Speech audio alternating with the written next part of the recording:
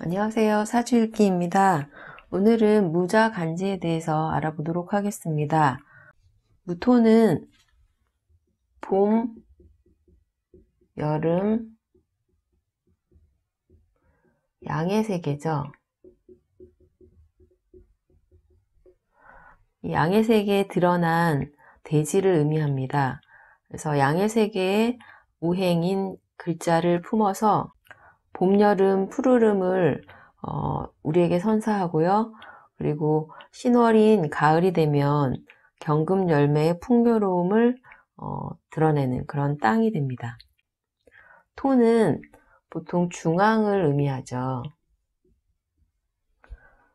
중앙은 중립이잖아요. 그래서 성격 자체가 중립적인 성향을 가지기 때문에 다른 오행을 잘 받아주고 중재하는 그런 역할을 하기도 하지만 구조에 따라서는 이 토라는 건 영역을 의미하고요.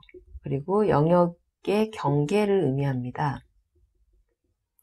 그래서 서로 땅을 차지하려고 하기 때문에 내가 더 많이 차지하려고 싸움을 하는 그런 모습으로 이 토가 강한 사주가 보통 호전적인 그런 성향으로 많이 드러납니다. 무토는 인호술 삼합을 하죠.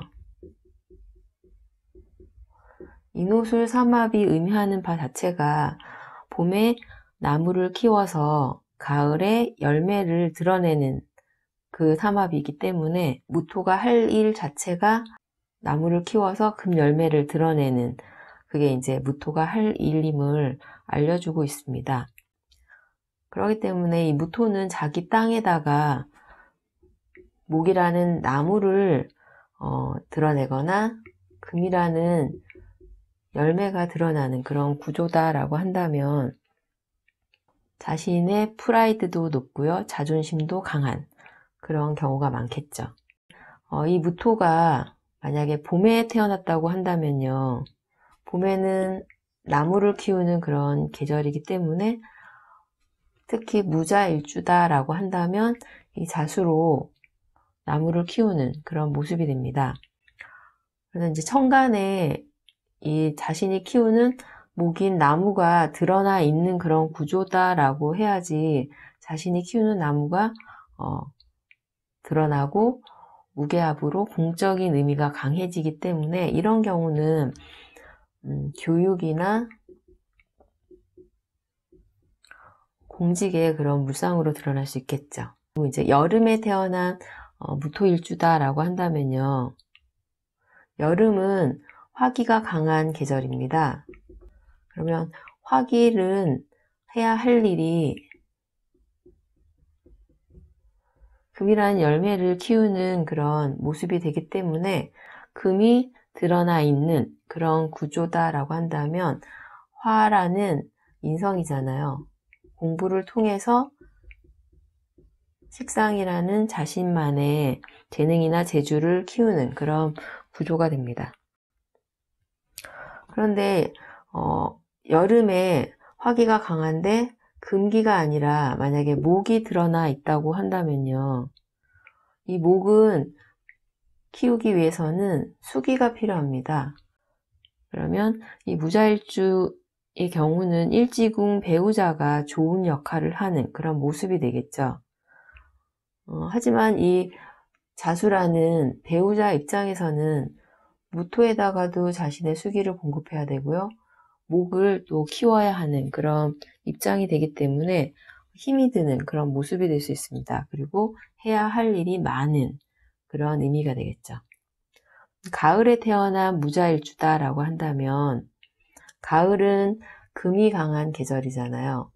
그러면 천간에 이 금을 드러내고 있는 식상이 드러나 있는 아니면 가을이기 때문에 금이라는 열매를 키울 수 있는 화기가 드러나 있는 그런 구조다라고 한다면 이 식상을 키우는 그런 모습으로 드러날 수 있겠죠. 그런데 천간으로 드러나 있지 않은 그런 모습이라고 한다면 대운 자체가 화기인 여름으로 흐를 때 좋은 그런 의미가 될 수 있겠죠. 근데 가을에 태어났는데 만약에 신월에 태어났다라고 한다면요. 일지궁에 이르는 시기에는 신자진으로, 보통 신자진은 사업의 물상으로 많이 드러나거든요. 그래서 이 시기 37, 45세 일지궁의 시기에 이르면 그때 이제 자신이 사업을 하거나 배우자가 사업을 하거나 아니면 월이라는 부모 형제궁에서 신자로 사업을 하는 그런 의미도 될 수가 있겠죠. 겨울에 태어난 무자일주라고 한다면요. 무토는 봄, 여름에 태어나야지 무토라는 땅이 해야 하는 일을 잘 할 수 있고 그 땅으로서의 가치가 올라갈 수 있는 그런 모습이 될 수 있는데 겨울은 열매는 이미 수확한 상태고요. 나무를 키우려면 시간이 걸리는 그런 의미가 됩니다.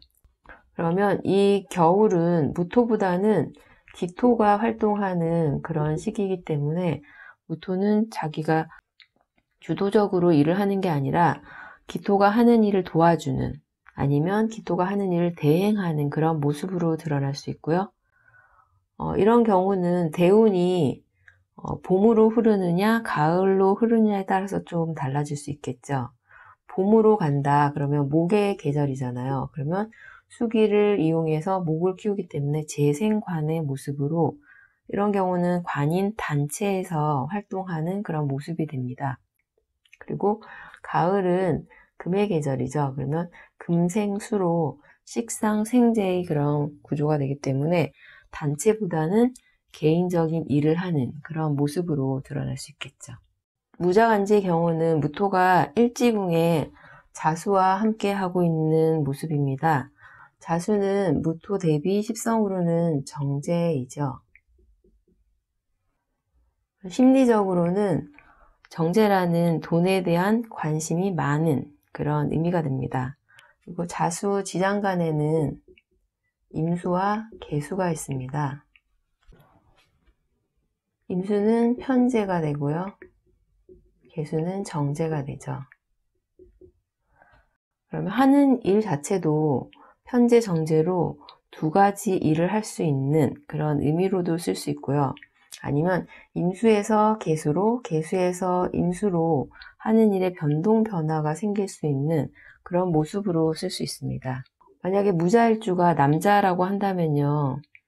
일지궁 자수는 정제이기 때문에 배우자 자리고 여자를 의미합니다. 근데 배우자 자리에서 지장간에서 편제와 정제로의 변동 변화가 일어나는 그런 모습이 되기 때문에 부정적으로는 이혼이나 바람의 그런 물상으로도 드러날 수 있겠죠. 근데 무토는 자수 중에 계수하고 무계합을 합니다.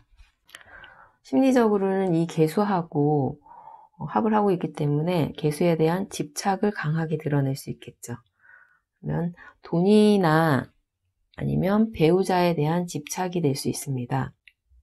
그러면 이 계수라는 자수라는 일지궁 배우자 입장에서는 무토하고 합을 하고 있기 때문에 답답함을 느낄 수 있겠죠. 자수는 신자진 삼합에 수기가 가장 강한 그런 공간이에요. 그리고 자수는 수를 의미하기 때문에 수기는 어둡다고 했죠. 그리고 비밀스럽습니다.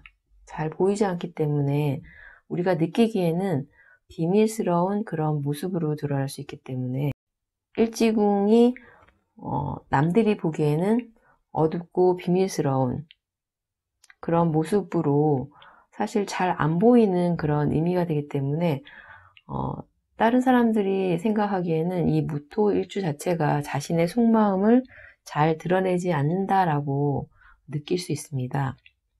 그리고 무토도 이 일지궁의 시기에 이르면 그리고 일지궁이라는 자신의 개인적인 그리고 배우자에 대한 자신의 개인사를 잘 드러내지 않으려는 그런 성향으로 드러날 수 있습니다. 근데 만약에 원국에 병화가 있거나 사화가 있거나 아니면 운에서 병화나 사화가 왔다고 한다면요.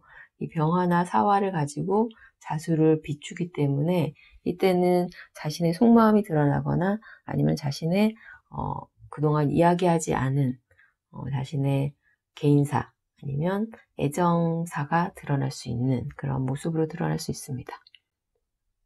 무게합을 한다는 건